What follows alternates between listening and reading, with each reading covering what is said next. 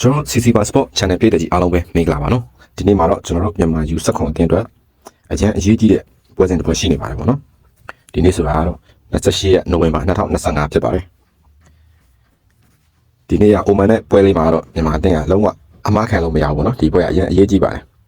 ဒီပွဲကိုအနိုင်ရရှိမှသာနောက်တစ်ဆင့်တက်ဖို့ဆိုတာပုံမူပြီးလွယ်ကူသွားမှာပေါ့နော်ဒီပွဲကိုတည်ကြတာတော့လာလို့ဆိုရင်တော့တက်ပြီးတော့စမပြေတော့ဘူးပေါ့နော်ရှေ့ကားလာတယ်မကောင်းတော့ဘူးအဲကြောင့်ဒီပွဲအရင်ရေးကြည့်ပါတယ်ဒီပွဲလေးကို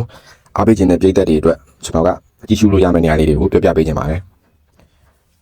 ကျွန်တော်တို့ကိုင်းထဲမှာတိုက်ရိုက်သွားရောက်ကြည့်ရှုခြင်းနဲ့ဆိုရင်တော့ညနေ4 နာရီအချိန်မှာတော့တူဝန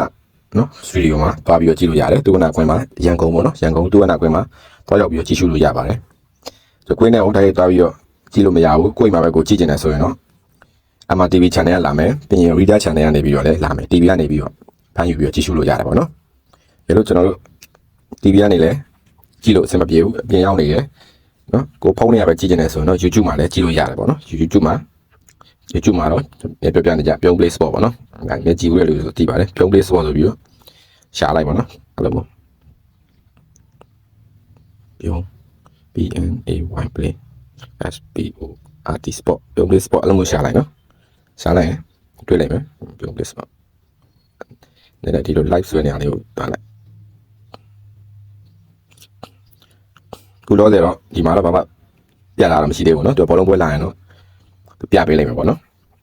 ကျွန်တော်ဒါလေးကိုလာပြီးတော့ပြပေးရပါတော့ကျွန်တော်တို့ဒီမှာယူစကွန်အတင်းလို့လဲအားပေးကြပါအောင်လို့တောင်းဆိုချင်ပါတယ်အားလုံးပဲကျေးဇူးတင်ပါတယ်